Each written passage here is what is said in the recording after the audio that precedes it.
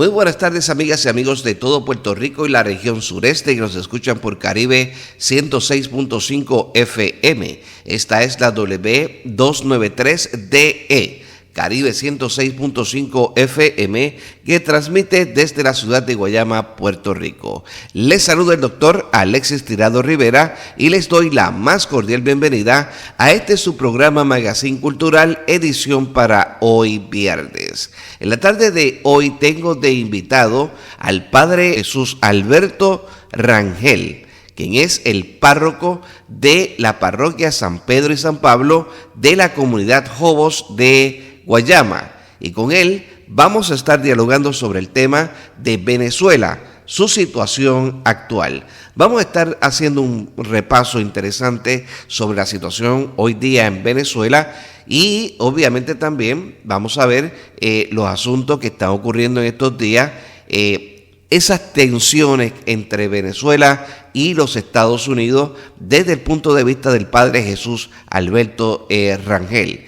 Así que ese es nuestro invitado para la tarde de hoy y el tema que vamos a estar discutiendo con él en esta tarde. Nos escuchas por Caribe 106.5 FM, por Caribe 1540.com y la aplicación TuneIn.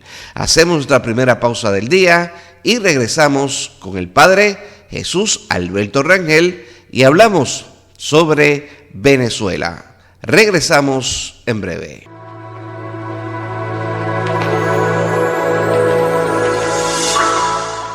Este viernes de 6 a 7 de la noche, sintoniza el programa que te conecta con nuestras raíces, Magazine Cultural, por Caribe 106.5 FM, Caribe 1540.com y la aplicación TuneIn. Entrevistas, música, historia y todo el sabor de la cultura puertorriqueña y caribeña en una sola hora que inspira y transforma. Magazine Cultural, tu cita semanal con el arte, historia y cultura.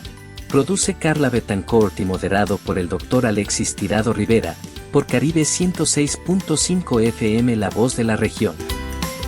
Ediciones Bayoán, Arte y Cultura, casa editorial dedicada a la difusión de la cultura puertorriqueña, brindando los siguientes servicios: curaduría editorial, edición de cuentos en diseños personalizados, restauración digital de fotos o documentos antiguos. Consúltanos o infórmate por www.edicionesbayoán.com o a info@edicionesbayoán.com.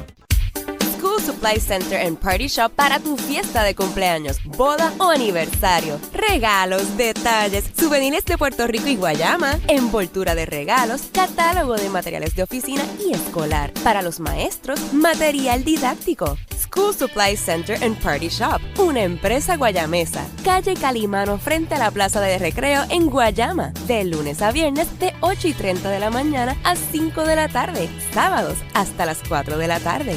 787-866-6030. Visítanos en Facebook como Tienda Cumpleaños. Saludos. Esto es un servicio público de la Universidad Interamericana de Puerto Rico, recinto de Guayama, y el programa de Ciencias Agrícolas y Animal. Les habla el agrónomo Jesús Santiago. La agricultura urbana, también conocida como periurbana, esta es cultivada en el entorno inmediato de las ciudades, a menudo en terrenos calificados o previstos para el crecimiento de la ciudad o la dotación de equipos e infraestructura. Es la práctica de la agricultura con cultivos dentro del área urbana. Para las Naciones Unidas, esta práctica brinda alimentos frescos a las familias porque no requiere grandes distancias para su transportación. Se consume en la propia ciudad. Crea empleo y permite en muchos casos reciclar residuos urbanos, lo que es el ejemplo del uso de compost. Asimismo, favorece la existencia de pequeñas zonas verdes y apoya la resiliencia de las ciudades ante el cambio climático. Tenemos diferentes tipos de huertos urbanos, entre estos familiares. Son cultivos realizados por uno o más miembros de una familia. Generalmente son de autoconsumo y buscan realizar prácticas ecoamigables para el tratamiento de plagas y enfermedades. Comunitario. Su práctica se lleva a cabo en espacios de una comunidad. Didácticos. Es el cultivo generalmente de hortalizas cuyo objetivo es enseñar en el ámbito escolar o personas que deseen conocer de esta práctica para llevarlas a cabo en sus espacios. También se suele emplear de manera recreativa o como terapia ocupacional. En los huertos caseros podemos sembrar cultivos como lo es el arroz, la habichuela, pepinillo, tomate, pimiento, hierbas con menta, plátano, guineos, lechuga, recao, espinaca y maíz. Muchas gracias. Si una buena historia quieres escuchar, si quieres saber lo que en verdad pasó, ya no tienes por qué esperar, solo pon la radio y haz como yo. Para divertirme está aquí. Para informármelo. Y cuando necesites música para el corazón, su poder está aquí. Es la radio soy yo. Si tú quieres descubrir, es mejor escuchar y activarte aquí. Conéctate a la radio.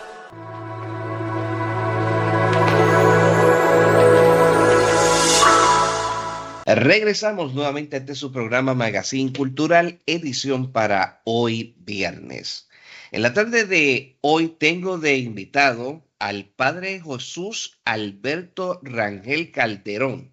Jesús Alberto Rangel Calderón es sacerdote diocesano y actualmente es párroco de la parroquia Santos Apóstoles Pedro y Pablo de el barrio Jobos de Guayama, Puerto Rico, y el padre Jesús Alberto Rangel es natural de Venezuela, nacido en el estado de Mérida, un estado al occidente, ¿verdad?, de Venezuela, y ha sido, o su profesión, ¿verdad?, es periodista, y su grado de periodismo es de la Universidad de Javeriana en Bogotá, Colombia.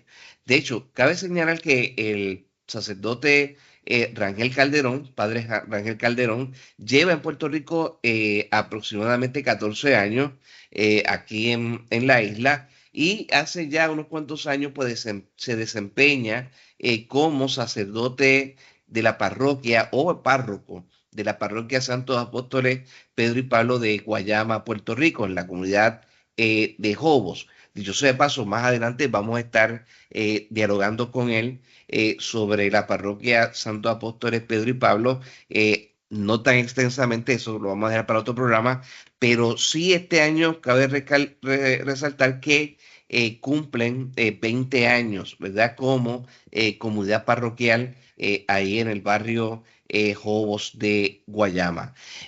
Padre Alberto, buenas tardes y gracias por estar con nosotros en Magazine Cultural, y un honor de verdad tenerlo por primera vez en nuestro programa de los viernes por Caribe 106.5 FM. Buenas tardes, Alexis. Buenas tardes a todos los que escuchan este prestigioso programa, ya finalizando esta semana, abriendo este fin de semana, una semana llena de noticias a nivel mundial y que sin duda alguna pues impactan nuestro querido Puerto Rico. Y digo nuestro querido Puerto Rico porque ya me siento boricua durante todo este tiempo, que en los que he convivido en la parte alta, en la zona alta, en Jayuya, donde estuve casi o más de 7 años, y el resto del tiempo que lo llevo acá en esta parte costera de Guayama, en el barrio Puente de Jobos, donde me he sentido como en mi propia casa. Fue un cambio, sin duda alguna, poco fuerte, bajar de la montaña y venir a la costa, pero y máxime obviamente con el clima, ¿verdad? Un cambio de clima terrible. Allá en donde estaba en Jayuya, es un clima fresco todo el año, ¿verdad? Pero acá viene a la costa y se encuentra con el calor del Caribe. Sí, más que mi ciudad donde nací, en Mérida, Venezuela, es una ciudad que está sobre casi los 2.000 metros. Tenemos el pico más alto del mundo, el teleférico más largo del mundo, que está a 5.200 metros de altura. Se llega a través de un teleférico. Estudié en Bogotá, que está sobre los 3.000 metros casi. Viví en Los Ángeles, donde no se sienten tan fuertes las estaciones. Trabajé en California. Y bueno, después, pues, por nuestra vocación, por nuestra obediencia al obispo, pues estamos desde hace algún tiempo pues, acá en Puerto Rico. Ajá, muy bien, excelente. Bueno, padre, lo he invitado en el programa del día de hoy, ¿verdad? Y qué bueno que pudo acceder a nuestra entrevista.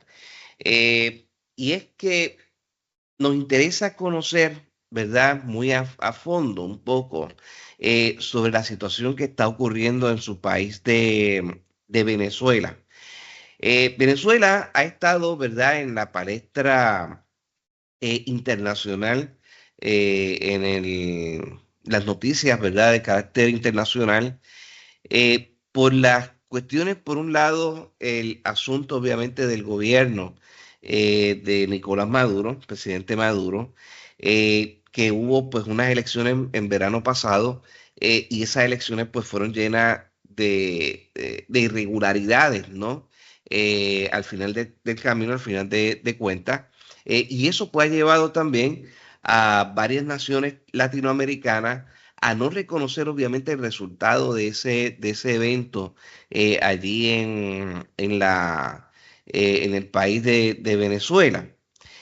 Hablar un poco de cuál es la situación real en Venezuela, porque obviamente, como hemos visto también acá en Puerto Rico en las pasadas semanas, un despliegue militar extraordinario por parte del ejército de los Estados Unidos, en prácticas, ¿verdad?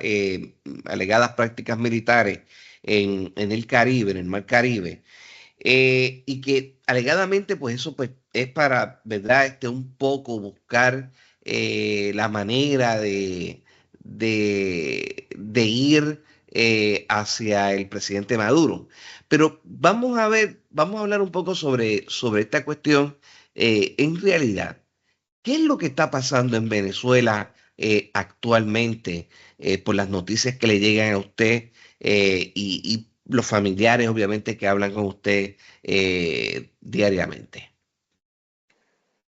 Si uno le pregunta a alguien de Venezuela qué está pasando en Venezuela, además de lo cotidiano antes de todo este movimiento militar por parte de Estados Unidos, antes de las sanciones, pues el venezolano pasa dificultad para todo.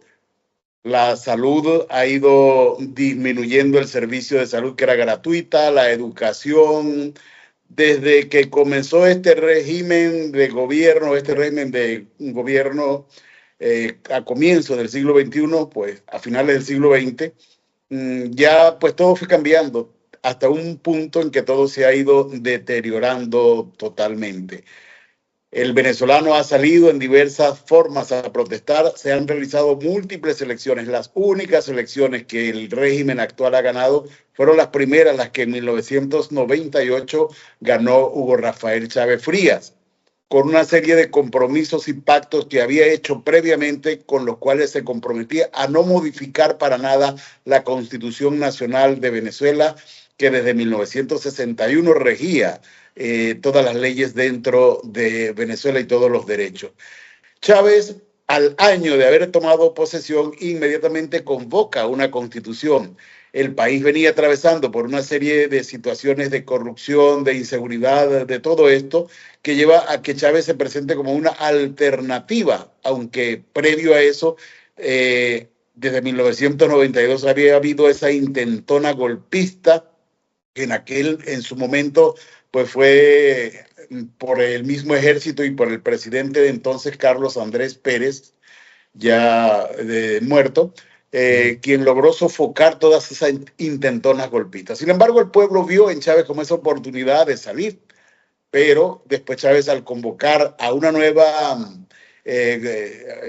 constitución, a una junta para que se escogieran a los delegados para la nueva constitución, ya comenzaron la serie de vicios. Ya el voto, que era manual, se comienza a contratar a una empresa para que fuera como la garante de ese voto automatizado.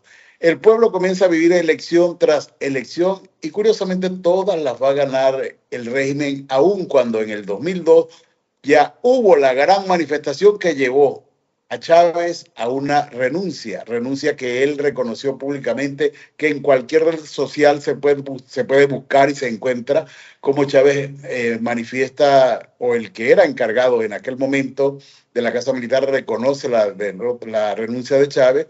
Chávez acepta ir a la horchila mientras decidían cuál iba a ser su destino, si lo dejaban en Venezuela para ser juzgado allí o si le aceptaban el deseo de él irse a Cuba. El caso es que allí uno de los generales de uno de los comandos del ejército libera a Chávez. Chávez vuelve a Miraflores, encarcelan a los que entonces habían intentado pues tomar el poder luego de aquella manifestación que dejó muchos muertos, y comienza ese escalamiento en el proceso de ya ir tomando a Venezuela, no desde el punto de vista de un gobierno, sino ya como una imposición en todo.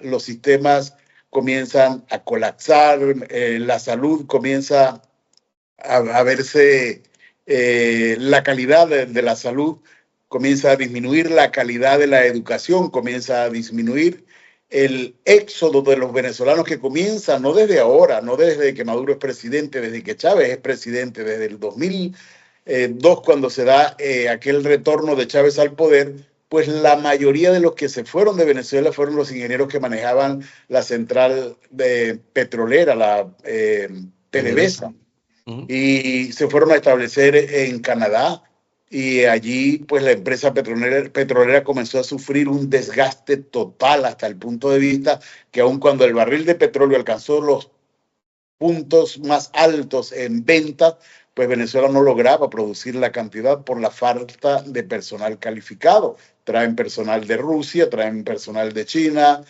cubanos para la parte médica, pero Venezuela se mantiene allí. Entonces comienza todo ese entramado, diríamos, de corrupción que va a llevar más adelante a otra serie de consecuencias. Con la muerte de Chávez en el año 2012, que es de aclarar, fue en el 2012 que Chávez murió, el gobierno lo declaró muerto en el 2013, convoca a unas elecciones que todavía está en tela de juicio si de verdad las ganó Maduro o las ganó el candidato opositor, que igualmente ahora forma parte del régimen de Maduro, y desde ahí en adelante el país ya sí comienza su debacle total y la gente continúa saliendo de Venezuela.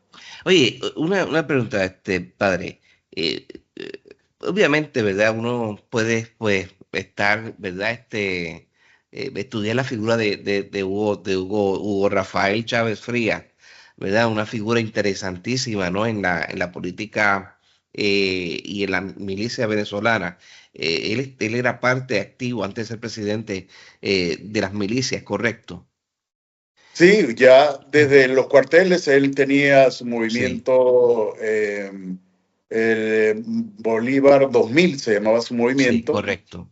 Y en los batallones donde estuvo siempre mantuvo pues ese deseo de alguna manera de dar golpe de Estado. ¿Qué hace a Chávez cambiar la postura de gobierno en Venezuela, cuando Venezuela se había destacado por muchísimo tiempo por ser un país de orden democrático? ¿Qué llevó a este personaje a cambiar la visión de Venezuela y hacer un régimen más fuerte, ¿verdad?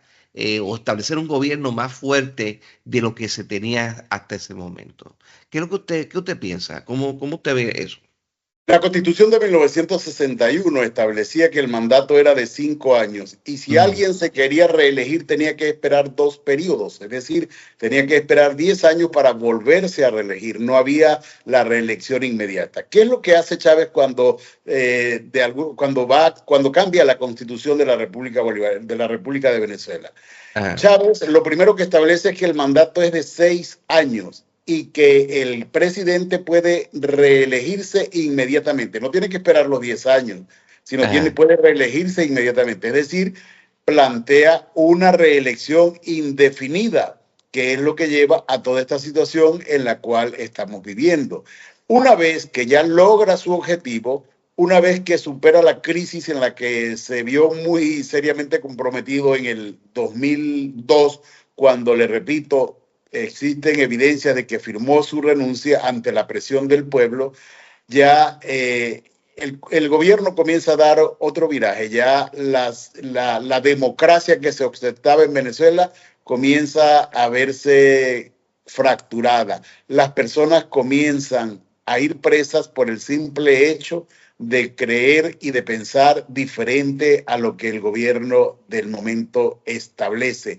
Un régimen muy parecido a Cuba, sobre todo si tenemos en cuenta que Chávez, una vez que salió de prisión después del golpe del 92, se refugió en Cuba y allí fue formado por los Castro. De hecho, hubo una amistad, ¿verdad?, entre los Castro y Chávez, bien interesante. Y de hecho hay una similitud, ¿verdad?, en lo que usted está mencionando, en torno, ¿verdad?, porque eso precisamente fue lo que hizo Fidel cuando llegó al poder en Cuba. Él entró con un discurso y luego ahí fue modificando ese discurso, ¿verdad? Hasta que llevó a Cuba a otro tipo de gobierno. Ahora bien, padre Rangel, si uno viene a ver, ¿verdad?, el contexto latinoamericano, el asunto político, ¿verdad?, en Venezuela, que ciertamente va a tener un impacto, ¿no?, en la región, en cierta medida. ¿Dónde están los orígenes del problema, ¿verdad?, del problema venezolano, del problema social político? ¿Dónde usted ve la situación eh, en ese momento, ¿verdad? En este momento en Venezuela. ¿Dónde usted cree que está dónde usted cree que está el problema realmente? El problema social comienza, es que cuando un gobierno de izquierda con un Ajá. acento comunista llega a un país, lo primero que trata de buscar es que el ciudadano comience a depender del gobierno, que no sea de su trabajo, de lo que viva, sino que comience a depender de lo que el gobierno le da, de las Correcto. dádivas, que el ciudadano tenga que ser agradecido con el gobierno. ¿Qué es lo que hace Chávez? Chávez comienza a dar becas a los muchachos que trabajaban en el campo, que no está mal, pero tenían que venirse de alguna manera a formar parte en las ciudades de algún cargo que les daba. El campo se va quedando solo. Ujú. Comienzan las expropiaciones de grandes fundos, de grandes fincas productoras, y comienzan a expropiarlas a sus legítimos dueños o a quienes hasta el momento las venían trabajando, que eran grandes fincas y empresas lácteas, empresas de diferente índole, y fueron repartidas entre grupos de personas que no sabían el manejo, que nunca habían trabajado la tierra, que no sabían el manejo de una empresa. Entonces de allí se produce como una compraventa en la cual se viene organizando una cadena de comercialización con algo que un régimen ha expropiado. Y eso lleva, sin duda alguna, a que se desmejore toda la calidad de vida del venezolano. Ya Venezuela entonces no produce la cantidad de café que producía, ya tiene que importar después de haber sido uno de los primeros exportadores después del petróleo, o antes del petróleo ya el café era uno de los principales rubros que Venezuela exportaba. Y así con los alimentos comienzan a traerse desde diferentes partes, porque está el boom petrolero con el que Chávez recibe el poder. No se construye una obra de envergadura, simplemente se manipula a la gente con las famosas misiones, en las cuales, ¿qué quiere el régimen? Tenerlos sumisos a los bonos que le da, mientras la devaluación de la moneda, que es el bolívar, ha sido pues estruendosa. En una primera oportunidad recordamos que Chávez le quitó 5 ceros a la moneda, y después Nicolás Maduro 6 y después 3 más, y al paso que vamos pues le volverán a quitar más. Es decir, si usted en aquel tiempo tenía una fortuna de $1.000 millones, ahora pudiera decir que tiene $1 de fortuna. Bueno, Para poner un ejemplo en líneas generales de lo que ha sido la devaluación a lo largo de estos 20 y tantos años de este régimen. Oye, ahora que tú mencionaste la cuestión de la industria petrolera allí y PDVSA, ¿verdad? Que era la empresa, era empresa pública, ¿correcto? Sí, Eh, era una empresa del Estado venezolano, el Petróleo de Estado Venezuela. del propio Venezuela. ¿Cómo está eso ahora mismo? ¿Cuál es la situación real del petróleo como tal, ¿verdad? La obtención de petróleo, la explotación petrolera allí en Venezuela. Luego de las sanciones del gobierno estadounidense, pues fueron muy limitadas. La escasez de combustible para los venezolanos se hizo alarmante, la escasez de gas. Además de eso, la deuda que de alguna manera tenía Venezuela con Cuba, que eso nunca le llegó a faltar, el envío de cantidad de buques petroleros gratis a Cuba. Cuba lo que hacía era refinar ese petróleo y venderlo y convertirse como en exportador de petróleo aun cuando no lo produjera, pero era lo que Chávez había convenido con ellos.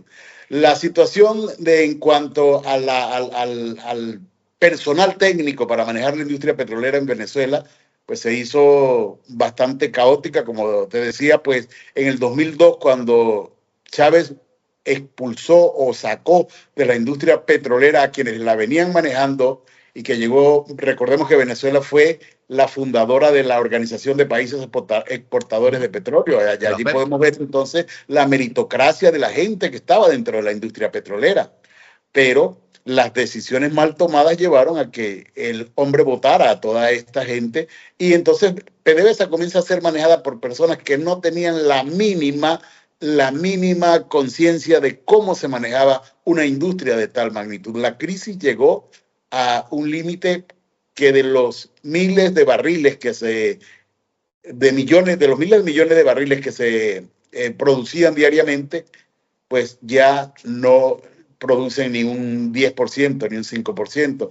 La estadounidense Chevron, con una aprobación que el presidente anterior le había dado, pues siguió operando hasta hace poco tiempo en Venezuela, pero ahora todo ha estado, pues, diríamos que semi-estancado.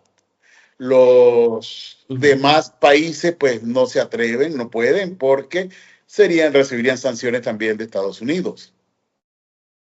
Oye, padre, la cuestión es la ruralidad. Nosotros sabemos que, ¿verdad? Venezuela es un país eminentemente rural, ¿verdad? Hacia el interior de Venezuela, hacia allá, hacia las Amazonas. Inclusive, ¿verdad? Colinda con Brasil, Colombia. Esto, eh, ¿Cuál es la verdadera... ¿Cuál es qué piensa el venezolano de las montañas y el venezolano obviamente de los valles sobre esta cuestión del régimen de Maduro? Porque fíjese que acá, ¿verdad? En la cuestión, uno puede decir, cuestión publicitaria del presidente Maduro, presenta y pinta un país en desarrollo, en progreso, y la gente sale, ¿verdad?, por miles a las manifestaciones. Pero en realidad, el campesino venezolano, ¿qué dice? El campesino venezolano es el que está llevando, diríamos, la peor parte. Lo que produce, lo produce por sus propios medios. Antes recibía incentivos por parte de los bancos para créditos, para semillas, vialidad, mejoramiento y todo esto. Ahora el campesino lo produce por sus propios, por su trabajo. Mucho campo abandonado.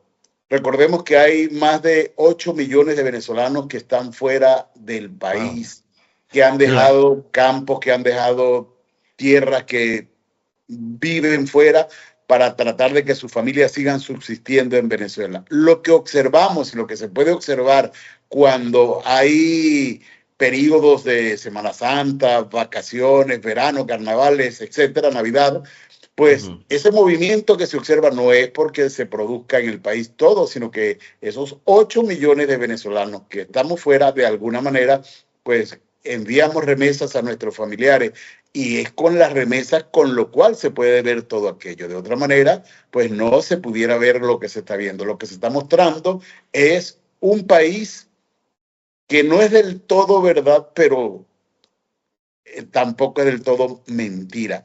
Venezuela está repito, en un franco deterioro cada día más. Y ahora, en medio de toda esta expectativa que se origina con esa presencia militar estadounidense en estas costas caribeñas, muy cercanas a Venezuela, pues el venezolano amanecía, porque ya como que ha perdido hasta esa esperanza, se aferra a su trabajo, se aferra a su lucha, porque si algo caracteriza al venezolano es precisamente eso, el mantenerse, el aferrarse a su trabajo y a su esfuerzo. A pesar Sí, sí. Sí, vamos a hablar de eso, de la cuestión, ¿verdad? Del asunto actual, ¿verdad? Que Estados Unidos pues mantiene en la zona del Caribe. ¿Cuál es la opinión del venezolano sobre todo esto que está ocurriendo, las prácticas militares de Estados Unidos en la zona del Caribe? De hecho, aquí en Puerto Rico, ¿verdad? Pues han estado en las bases militares o en las antiguas bases militares, mejor dicho, de Ceiba, por ejemplo, en Roosevelt Road, en la antigua base militar de Raymond en Aguadilla. Tienen prácticas ahí en Salinas, en el campamento Santiago. En estos días, pues la semana pasada estuvieron haciendo ejercicios militares ahí en Arroyo, en la área de Chiriópolis.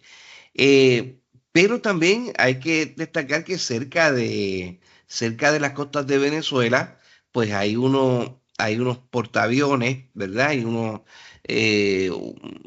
serie de embarcaciones estadounidenses cerca de la costa caribeña de Venezuela, pero tan cerca de Venezuela que hasta en creo que fue la isla de Trinidad, en estos días también hubo un pequeño desembarco anfibio, ¿verdad? Por parte del ejército de Estados Unidos allí como parte de los entrenamientos. ¿Qué dice las personas que ustedes, ¿verdad? Que usted ha hablado en estas últimas semanas? ¿Qué piensan de esa movilización? ¿Tienen alguna fe en el gobierno de Estados Unidos que al menos trate de poner un orden en la casa, o es tan cauteloso con esto? Aquí te voy a citar una frase de Santo Tomás: si lo veo, lo creo. Y yo creo que más o menos es lo que hace el pensamiento del venezolano en estos momentos, por varias circunstancias. Primero, no todo el mundo tiene acceso a Internet, y los medios de comunicación, entre comillas, libres, son medios del gobierno que tienen que informar lo que el gobierno quiere que informe. Lo que se puede conocer se conoce a través de los canales de YouTube y a través de estos medios, pero obviamente que los venezolanos, diríamos en un 80%, no tienen acceso a esos medios. Escuchan noticias lejanas, como en el siglo XIX, cuando comenzaban a dar paso los medios de comunicación, que sí, que hay movimientos, que esto puede pasar, pero no es tan a la expectativa de lo que pueda pasar. Esta mañana, por ejemplo, Nicolás Maduro organizaba el resguardo, según él, con 15.800 hombres entre el ejército y lo que él llama la milicia, que son esas personas jubiladas que están obligadas por el gobierno a empuñar armas en defensa de la patria, en fin, todo lo que eso será verdad, padre. Es que no tienen de dónde sacar los 15.800 soldados que ellos dicen que tienen para resguardar fronteras. Y si los tienen, como les digo, sabemos que muchos presos han quedado en libertad. Sabemos que muchos deportados del famoso Tren de Aragua, que los Estados Unidos han declarado como una organización terrorista, están al servicio del régimen. Eso, en parte, pues formarían un equipo.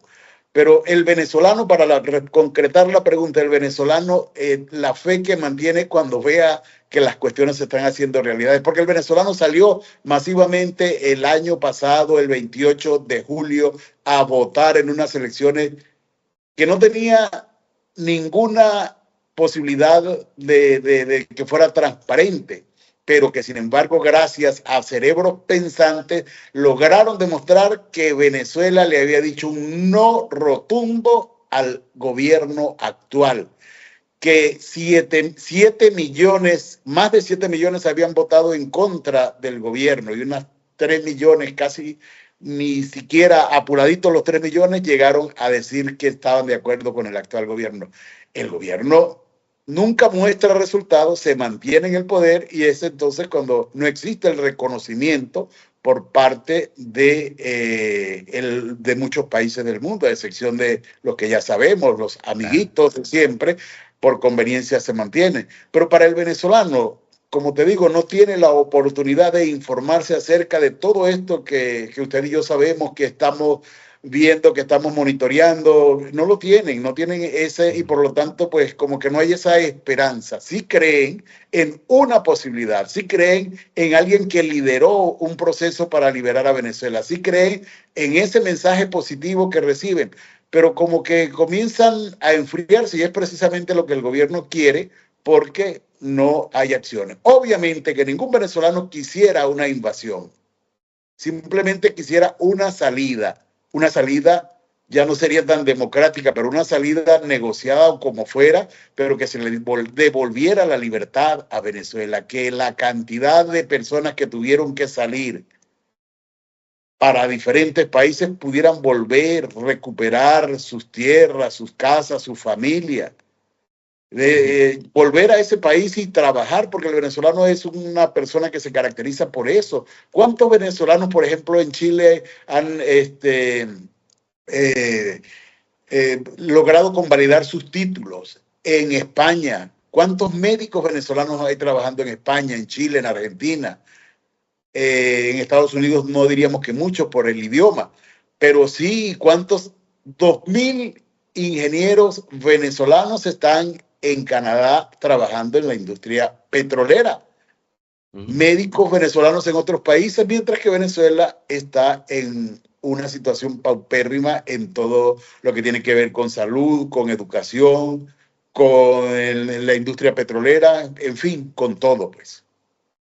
Padre, ¿cuál ha sido la posición de la iglesia en Venezuela sobre este asunto?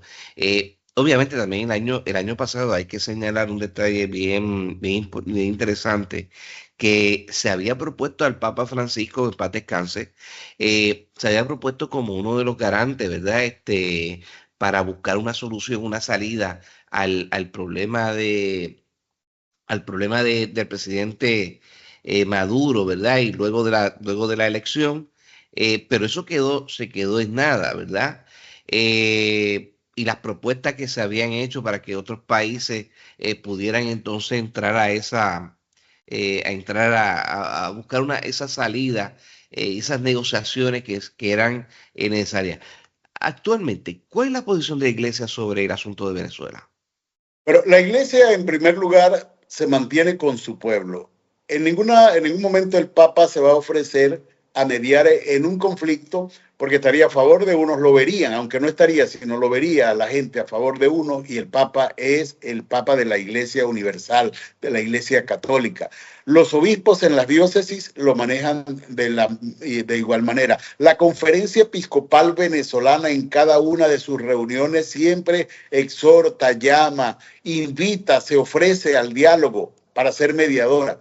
Pero estamos transitando en un gobierno, en un régimen que no es abierto al diálogo. La posición de la iglesia siempre está en defensa de los más débiles, en defensa de aquellas personas a las cuales les han vulnerado sus derechos fundamentales, de aquellas personas que están presas en unas mazmorras sin haber cometido ningún delito más que el salir a protestar, que salir a llevar un mensaje de protesta, aun cuando y eso lo ha considerado el gobierno un delito. Hoy, decir en Venezuela que se está en contra de Maduro ya es constituirse en un delincuente que ha cometido una traición a la patria. Y por eso ayer probé a una organización, una ONG en favor de los derechos humanos, denunciaba que se estaban anulando pasaportes a venezolanos que entraban o salían del país. O sea, se están negando los derechos fundamentales de cualquier ciudadano de cualquier país.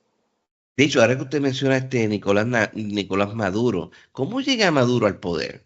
¿Cuál es cómo este señor, claro, él era mano derecha del presidente Chávez, ¿verdad? Pero, ¿de dónde sale él? ¿Cuál es su tracto educativo, académico, si alguno? De Maduro no conocemos ni la partida de nacimiento. Para algunos, Maduro nació en Colombia. Según él, nació en Caracas. Se han mostrado varios sitios en los que posiblemente pudo haber nacido, pero en Venezuela no se conoce algo que sea serio que diga esto nació. Inclusive, canales colombianos han mostrado la casa donde nació Nicolás Maduro Moro en Colombia. Llega a Venezuela, trabaja en el metro de Caracas, es sindicalista. Chávez comienza a organizar su grupo, él comienza a formar parte de su grupo, pero a nivel académico no tiene ningún título. Simplemente el del ser sindicalista, ya sabemos cuál es, en muchos casos, cuál es la labor de los sindicalistas, y así es como Maduro llega. Pero ¿quién impone a Maduro? ¿Quién es el que le impone a Maduro? Exacto. ¿Quién lo impone? ¿Quién da el nombre del que va a ser el sustituto cuando ya Chávez se encuentra que el cáncer lo está consumiendo, que le quedan pocos días de vida? Los Castro desde Cuba. Los Castro le comienzan a analizar la serie de personajes que ellos puedan seguir manipulando y se encuentran que alrededor de Chávez el único que es manipulable es Nicolás Maduro. Los demás no van a ser tan manipulables como lo podía ser Maduro. Y es entonces cuando en una alocución a nivel nacional, Chávez propone que si le pasaba algo, porque ya presentía su muerte, pues que apoyaran a Nicolás Maduro. Y el pueblo optó o no optó por hacer eso, porque me digo, fueron unas elecciones en el 2013 que todavía no están muy claras y no van a estar nunca claras porque el candidato de aquel momento, que supuestamente ganó las elecciones para el ala opositora, ahora forma parte de lo que en Venezuela se conoce como alacranes, que son los que saliendo de la oposición se unen a este régimen en el que vivimos. Interesante. Oye, siguiendo con Nicolás Maduro, una de las cosas, ¿verdad?, que el presidente de Estados Unidos actualmente, Donald Trump, acusa a Maduro, y por la cual, ¿verdad?, se hace el despliegue por toda la región del Caribe, de los aviones, helicópteros, etcétera, portaaviones en todo el Mar Caribe. Es el hecho de la vinculación de Maduro con el narcotráfico. ¿Cuál es la realidad sobre eso, padre? Que usted, de las noticias que le lleguen a usted, ¿qué cosas son correctas o siempre se ha hablado por lo bajo del mismo? En muchas oportunidades se escuchaba hablar de todo eso, nadie daba crédito, eso nunca llegó a Estados Unidos, hasta que fue capturado una persona que trabajó muy de cerca con Chávez y al principio con Maduro. Me refiero al Pollo Carvajal, que fue extraditado de España a Estados Unidos, y el hombre logra pues hacer un arreglo con la Fiscalía de Nueva York para comenzar a colaborar. Y de allí es donde viene la relación que se le da al régimen de Maduro con lo que se conoce como el cartel de los soles, que hace clara referencia a los soles de los generales en sus hombros. Entonces, pues cuando lo declaran ya el cartel de los soles y lo hacen desde Estados Unidos con esa presunción de que quien dirige es el mismo que dirige los destinos de un país, pues ya pudiéramos entender cuál sería el desenlace, más aún cuando a ese que dirige no se le está reconociendo como presidente de un país porque no ganó unas elecciones. El hecho de que ayer por la tarde el gobierno de Brasil detuviera un cargamento de marihuana que iba desde Venezuela con rumbo a Brasil por el Amazonas y la carga es retenida, los pilotos lograron escapar, pues da a entender muchas cosas, de dónde sale la droga, se dice que de Colombia. El problema de todo esto es que el narcotráfico a lo mejor no sea algo del cual Venezuela se mantiene, se sustenta. Siempre hemos tenido que en Colombia han existido grandes capos de la droga. El problema es que los capos de la droga, a excepción de Pablo Escobar, que sí llegó en algún momento a formar parte del Congreso colombiano, en sus primeros momentos, antes de declararse ya un capo abierto, el problema es que hay mucha gente a la que vinculan dentro de este régimen que estaría involucrada, que estaría supuestamente involucrada en situaciones de narcotráfico, cosa que muchos conocen, dicen conocer, pero que a la larga lo único que se cree, se tiene como de alguna manera sustentable son las declaraciones del Pollo Carvajal en los Estados Unidos para que se tomara esta decisión de declarar el Cartel de los Soles como un grupo terrorista por la cantidad de droga que está entrando a Estados Unidos. Por otra parte, he de hacer saber también, ustedes recordarán que, no recuerdo, unos años atrás, más de 7 años, los sobrinos de la esposa de Nicolás Maduro fueron apresados por un cargamento de drogas y fueron enjuiciados en Estados Unidos y fueron sentenciados en Estados Unidos.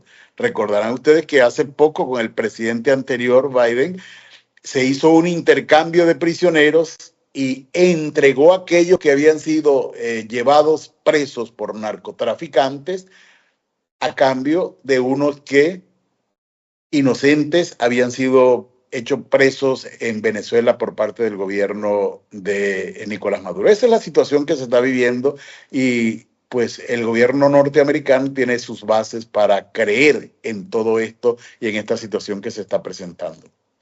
Bueno, padre, finalmente, ¿cuál es la solución que usted le ve a este asunto?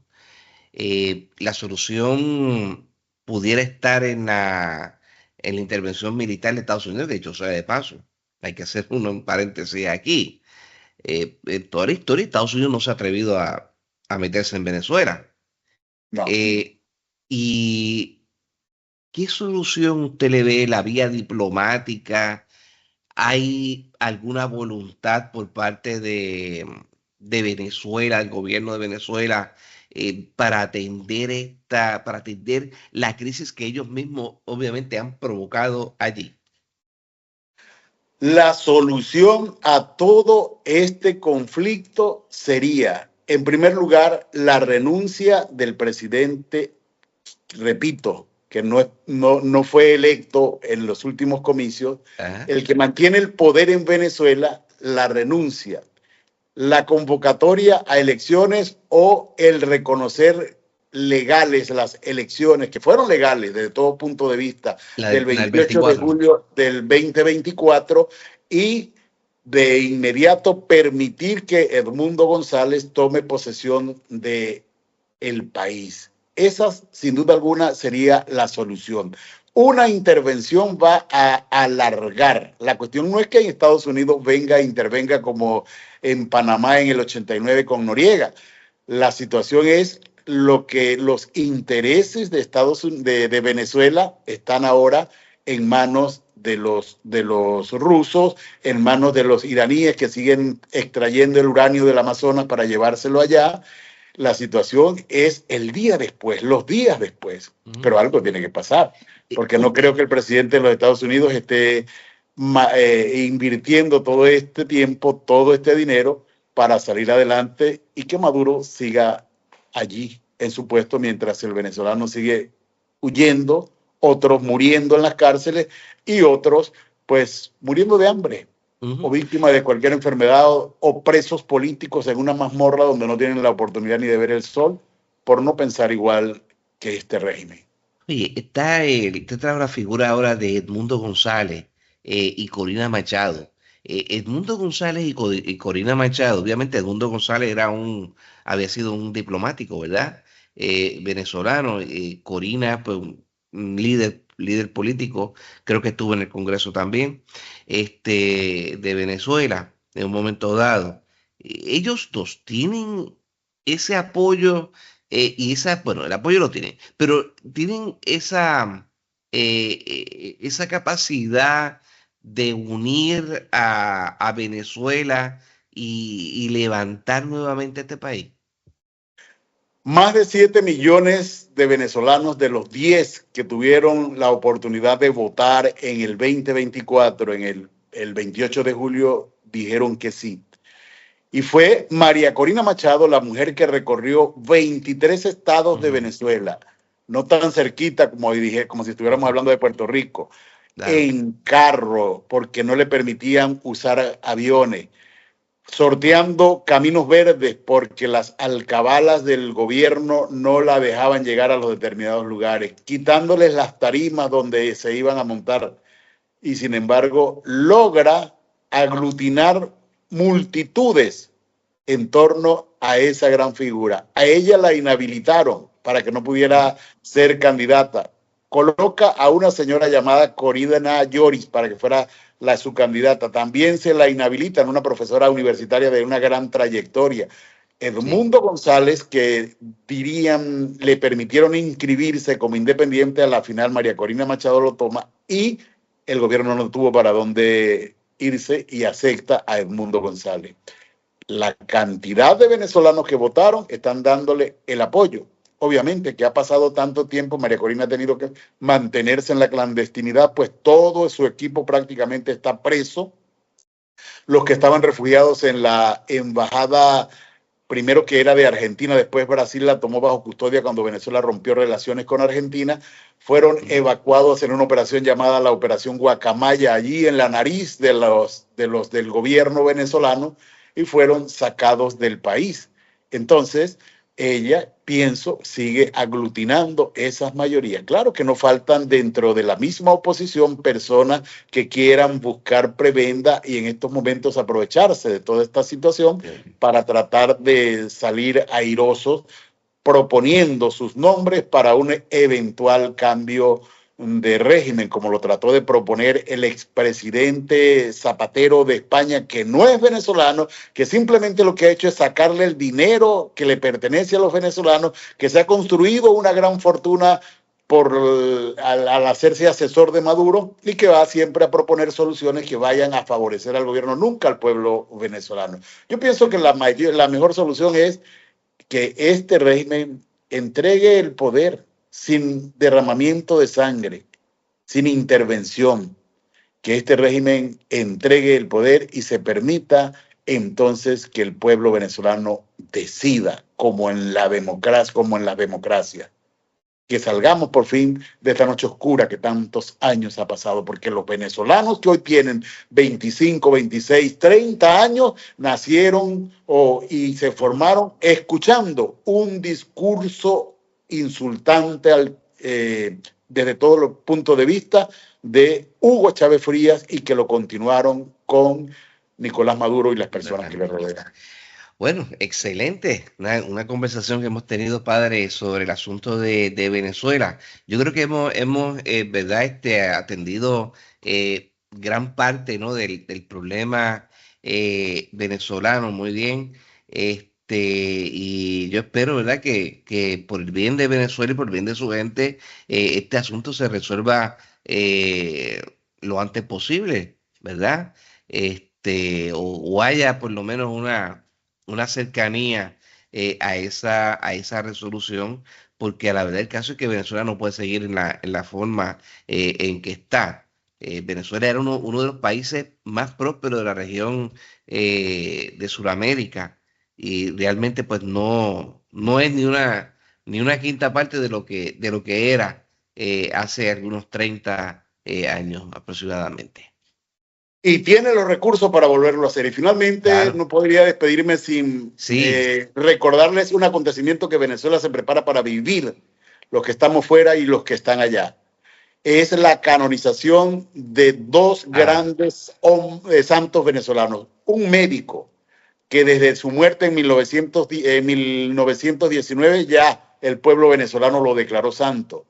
Y una religiosa, el primero José Gregorio Hernández, cuya única reliquia existente en Puerto Rico está aquí en nuestro templo parroquial de Puente de Jobos. La única reliquia que existe en Puerto Rico la tenemos acá. Muy bien. La canonización de estos santos venezolanos será el 19 de octubre. Y quiero hablarte brevemente de José Gregorio Hernández, porque José Gregorio Hernández vivió en Europa durante la época fuerte de la Primera Guerra Mundial. Y José Gregorio Hernández ofreció su vida con tal de que terminara la guerra.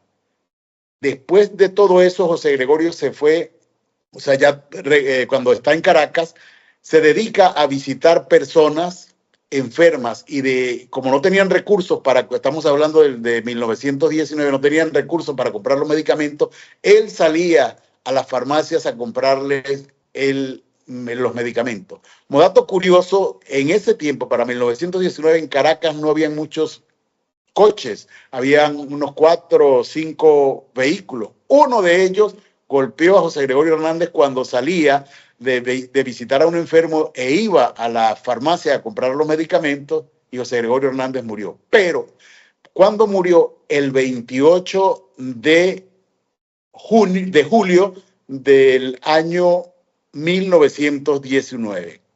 Curiosamente, murió el 29 de julio de 1919. Curiosamente, el 28 de julio de ese mismo año se había firmado el Tratado de Versalles, que es el tratado con el que se culmina la Primera Guerra Mundial. De manera que vamos a asistir a la canonización de un santo que luchó por la paz y que ejerció la caridad humana con los más pobres y con los más necesitados. Y a él nos encomendamos.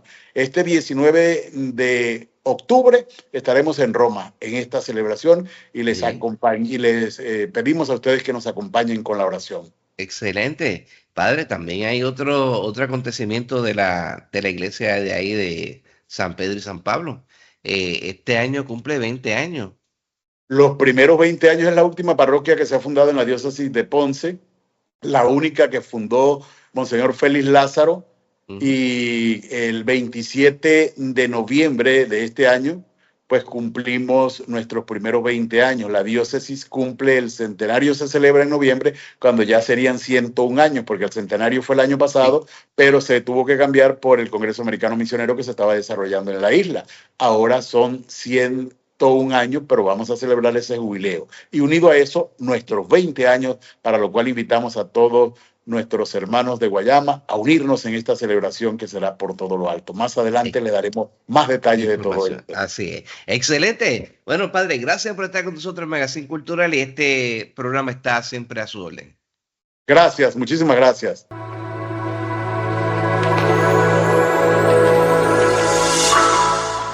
Este viernes de 6 a 7 de la noche, sintoniza el programa que te conecta con nuestras raíces, Magazine Cultural, por Caribe 106.5 FM, Caribe1540.com y la aplicación TuneIn. Entrevistas, música, historia y todo el sabor de la cultura puertorriqueña y caribeña, en una sola hora que inspira y transforma. Magazine Cultural, tu cita semanal con el arte, historia y cultura.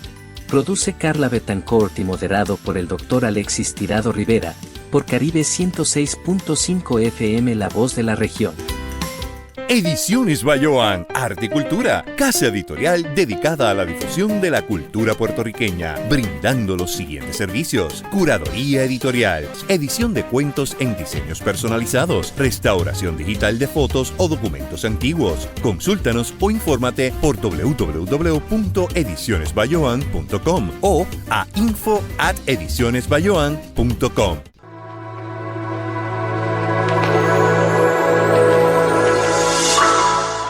Hasta aquí nuestro programa por el día de hoy. Agradezco al Padre Jesús Alberto Rangel por esta interesante conversación que tuviéramos sobre la situación en Venezuela, la situación actual hoy día allí en ese país de Sudamérica. Fue mi director técnico en Caribe 106.5 FM, José León. A nombre de Carla Michelle Betancur, nuestra productora, y de Conchi León, nuestra gerente general, les deseamos que pasen todos un buen fin de semana. Lo próximo, música variada hasta la madrugada por Caribe 106.5 FM. Buenas noches, buen fin de semana.